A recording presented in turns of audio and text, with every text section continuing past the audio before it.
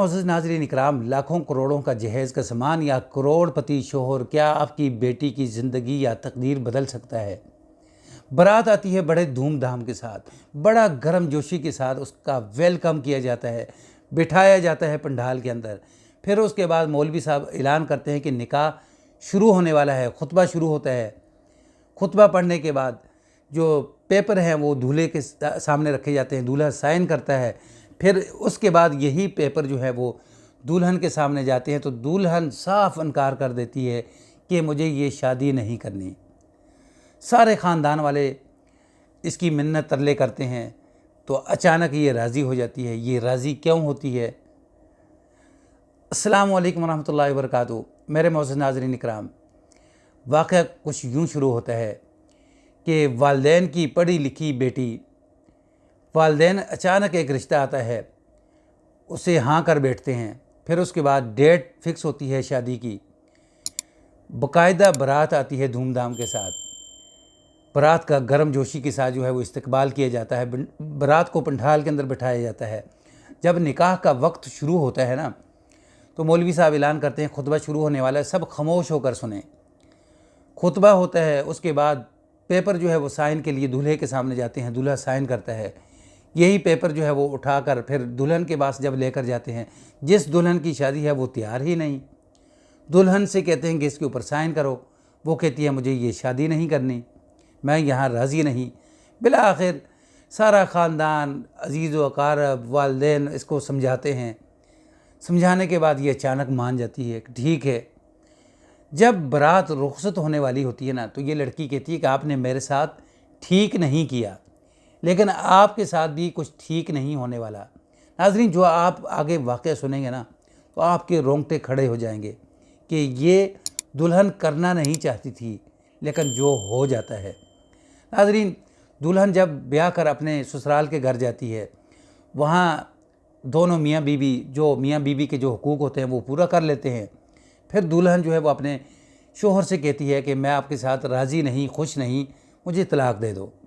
दूल्हा कहता है कुछ भी हो जाए, मुझे कुछ भी कीमत चुकानी पड़े, मैं आपको तलाक नहीं दूंगा, क्योंकि मैंने मोहब्बत की शादी की है, मैं खुश था। दुल्हन कहती है मैं खुश नहीं। फिर उसके बाद कुछ दिनों के बाद दुल्हन जब वापस अपने वालिदैन के घर जाती है, वहाँ जाकर कहती है कि मैंने वापस नहीं जाना। खैर, वालिदैन इसको किसी न किसी तरीके राज़ी करके वापस भेज देते हैं। लेकिन जब ये वापस अपने घर में आती है ना, तो इसका जो शोहर है वो अब इसके ऊपर एतमाद नहीं करता। जो पहले मोहब्बत प्यार था वो अब मोहब्बत प्यार नहीं रहता। जो दुल्हन अपने हाथ से कोई चीज़ देती है दूल्हा खाता नहीं। बिला आखिर एक दिन दुल्हन क्या करती है कि दूध का गिलास लेकर आती है, बड़े प्यार के साथ, बड़े मोहब्बत के साथ शोहर से कहती है कि ये पी लें, आप जॉब से आए हैं, काम से आए हैं, थके हुए हैं। तो वो इनकार कर देता है। दुल्हन क्या करती है कि जब देखती है कि मेरा शोहर पीता नहीं, मान नहीं रहा, तो घर के अंदर इनकी जो वालदा है वो लस्सी बना रही होती है। तो यही खामोशी के साथ ये गिलास उठाती है और उस लस्सी के अंदर डाल देती है।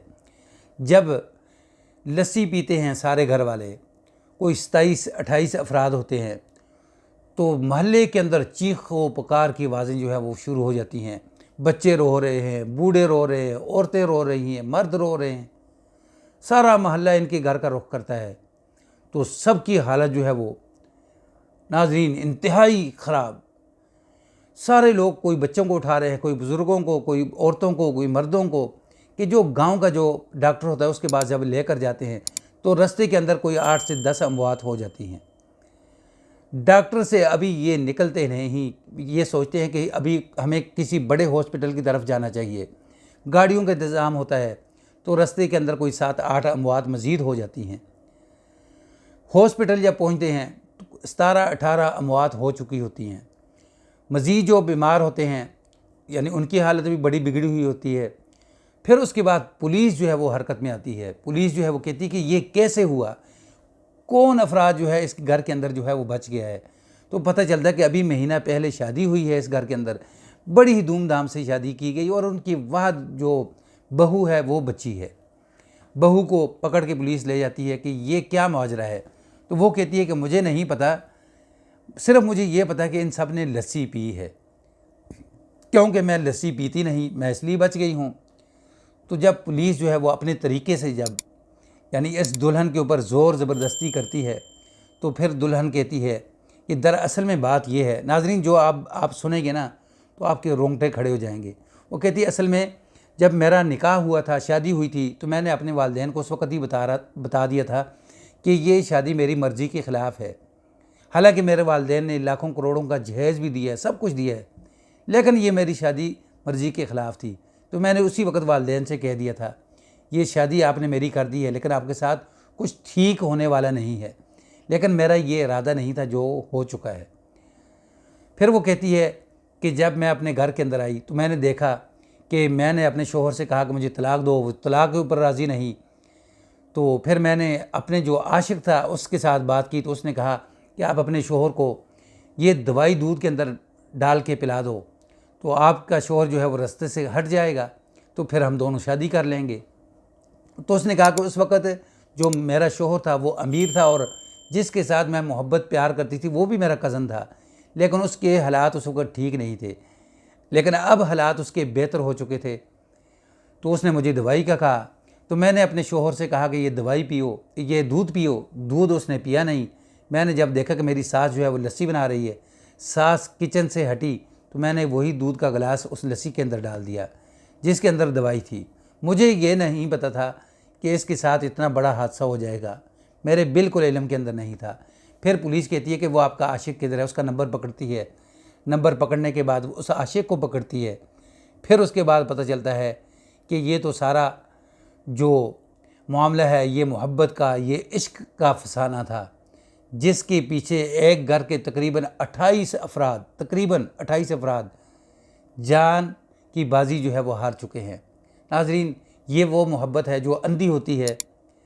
जब अंधी होती है तो इसको नहीं पता होता है कि ये क्या करने जा रही। तो अब ये ही दोनों आशिक माशूक, लड़की और लड़का जो है वो जेल के सलाखों के पीछे हैं। देखें अब क्या फ़ैसला होता है। फ़ैसला आपके सामने नज़र आता है कि 28 जानें जो है वो बेगुनाह जा चुकी हैं। नाजरीन क्या कहेंगे आप? कमेंट्स बॉक्स आपके लिए खुला है, यानी अपने कीमती ख़यालात का इजहार ज़रूर करें। यानी आप इस दुल्हन के लिए क्या कहेंगे, इनके वालिदैन के लिए क्या कहेंगे, फिर इसके आशिक के लिए क्या कहेंगे? कमेंट्स बॉक्स के अंदर जो है वो अपने कीमती ख़यालात का इजहार ज़रूर करें। मैं आपका इंतज़ार करूँगा। लेकिन जो कुछ भी हुआ है बहुत अफसोसनाक हुआ है। ये 2017 का वाक़या है। नाज़रीन वाक़या वीडियो पसंद आए तो इसको आगे शेयर कर दें, चैनल पर न्यू हैं तो इसको सब्सक्राइब कर दें, बेल के बटन को दबा के रखें ताकि आने वाला हर नया वाक़या, नई स्टोरी जो है वो आपको मिल सके। अस्सलामु अलैकुम व रहमतुल्लाह।